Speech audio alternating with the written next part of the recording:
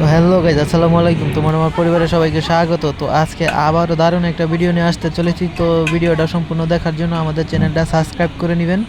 তো চলুন সম্পূর্ণ ভিডিওটা দেখে আসি। আর আজকে ভিডিওটা হবে দই বানাবো আমরা। তো আজকে প্রথম আমাদের চ্যানেলে দই যাবে, দই রেসিপি। তো আজকে নতুন প্রথম দই বানাইতে খুব ভয় লাগতেছে। তো আর জানি না দই হবে কি না। তো চেষ্টা করি, আশা করি দই হবে। সবাই দোয়া করবেন আর আমাদের চ্যানেলটা সাবস্ক্রাইব করে নেবেন।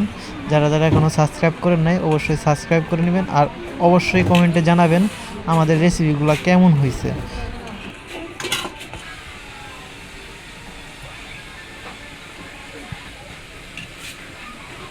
তো আমি এখানে 1 কেজি দুধ নিয়েছি। 1 কেজি দুধ নিয়ে ভালো করে জাল করব। ভালো করে জাল করতে করতে দুধটা যখন ঘন হয়ে যাবে তখনকে আমি ঠান্ডা করে নিব।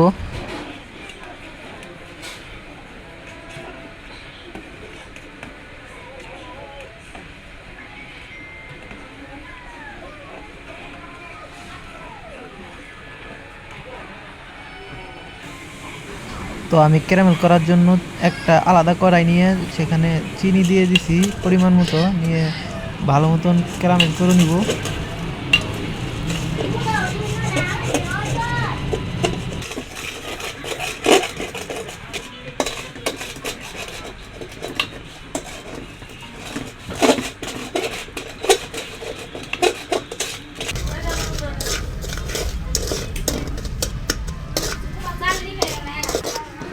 তো আমাদের ক্যারামেলটা হয়ে গেছে, ভালো করে ক্যারামেল করে নিয়েছি। আর ক্যারামেলটা যত ঘন হবে আর যত কালো হবে তত দুধের রঙটা গাঢ় হবে। তো এখন দুধ দিয়ে দিব।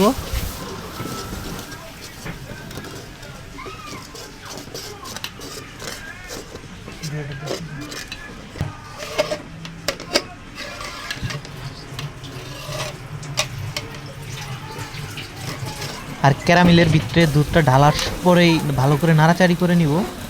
ভালো করে নাড়াচাড়ি করা নেওয়ার পরে নামিয়ে নিব। নামিয়ে নেওয়ার পরে দুধটা ভালো করে ঠান্ডা করে নিয়ে এই দইটা আমি দিয়ে দিব।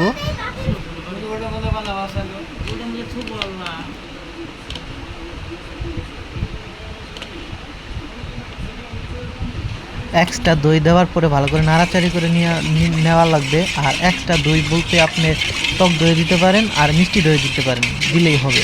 যে কোনো এক্সট্রা দই দিয়ে দিবেন, দিয়ে ভালো করে নাড়াচাড়ি করে নিব।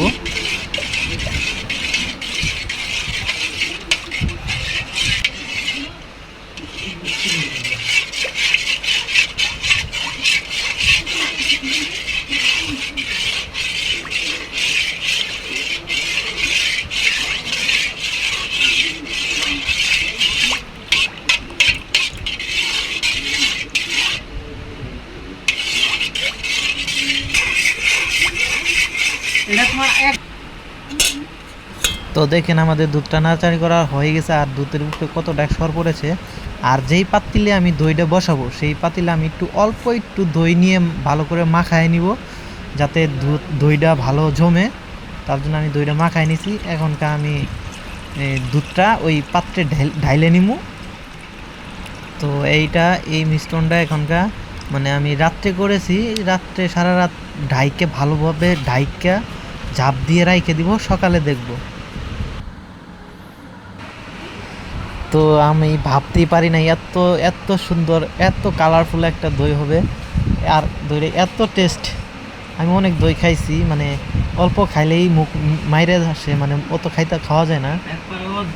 তো আর কি বলবো, নিজের দই খাইয়া নিজে পছন্দ করতে নাই। তো ভালো হয়েছে, সবাই খায় বানায় দেখবেন। তো এইভাবে আমার আমার মতো সবাই বানায় খাইয়া টেস্ট করে দেখবেন আর কমেন্টে অবশ্যই জানাবেন আমাদের দইটা কেমন হয়েছে। আমি তো প্রথম বানায় সাকসেস। তো আমি আশা করি আপনারাও বানাবেন, বানাই এইভাবে খাবেন। আমার কাছে অনেক ভালো লাগছে।